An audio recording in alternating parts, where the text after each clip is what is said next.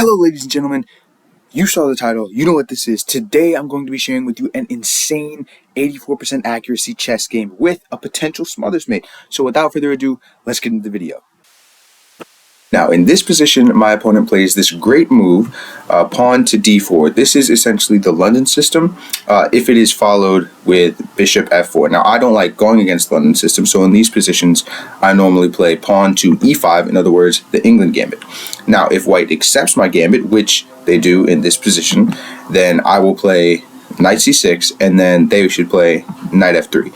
Now after this, the main line continues where I play queen e7, and then they play bishop e4, and I go for this little tactic right here, that being queen b4. This forks the king, this bishop over here on f4, and this pawn on b2. Now, the main line would continue, for example, something like this, and then knight out.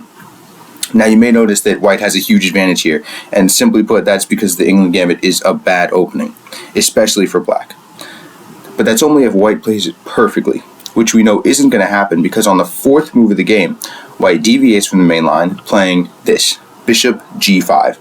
Now here, I continue as normal, going for this queen b4 check, trying to win back my pawn on b2. So my opponent blocks with knight d2, and then I do grab this pawn.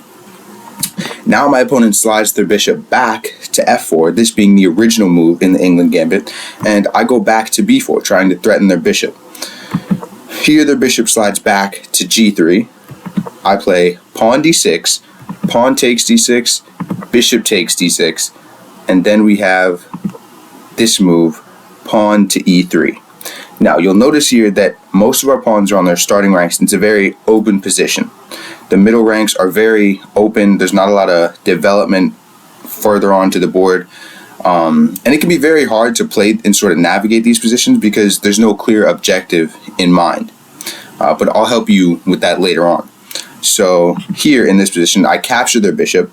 They capture back with their f-pawn, playing pawn takes g3. Here, I play knight g6. My idea here is just trying to castle, get my king to safety, especially since this is an open position. I don't want to allow my opponent to get too much development and then end up in a sticky situation with my king in the middle of the board. So my opponent now plays bishop d3. I can only assume that they're trying to do the same thing, get their king to safety and castle. So now we have castles and castles. Now here I drop back and play queen b4. Now in these type of middle game positions, especially when it's open, it's all about attacking and creating weaknesses for your opponent, and then capitalizing on them whenever you have the chance. Now since my opponent has castled here, I now notice that this pawn on e3 has nothing defending it. So I slide my queen back to attack it. My opponent defends with the move rook e1, and here I play knight g4, adding simply another attacker to the pawn.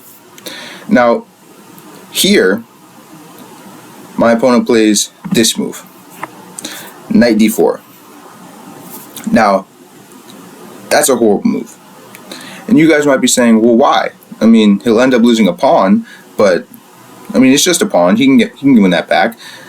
Actually, he can't, because once I take the knight, see, if you take back, ladies and gentlemen, mate in 8 has appeared on the board. There is mate in the evaluation, ladies and gentlemen. You cannot take this pawn back or you blunder mate. You cannot take this knight back or you blunder mate, ladies and gentlemen. This is why you always have to end your calculations on your opponent's turn, because my opponent probably thought, okay, I'm rooting my knight in the center of the board. I'm getting a good grasp on the situation, and if he takes, I'll take back. And that's true. But what he missed is that when he takes and I take back, there is mate in 7. Sorry to interrupt, but here is where it does deviate, unfortunately, from what happened in the game to the potential smothers mate that I do want to share with you. So what I'm going to do is I'm going to show you what actually happened first, and then I'm going to show you the potential smothers mate that I could have gotten. Now, my friends, the game did end here because in this position, my opponent decided to play, instead of king h1, to play king f1, and then I played queen f2, checkmate. But don't go anywhere, we still have more.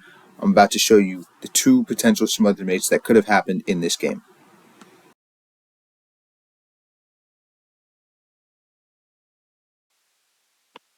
Okay, so in this position, there's actually the potential for two different smothers mates. I'm going to be showing you both of those. First, I'm going to show you the most realistic one that would probably happen in this situation. Then, I'm going to show you the one that the evaluation sees, that being checkmate in 7.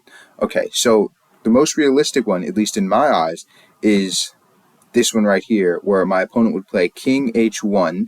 After that, I would play knight f2, jumping into position, getting a firm grasp on the situation, and forking the king and queen. Now, if you know anything about smothers mates, then you probably know that that's not even the idea. That's not even what I'm trying to do here.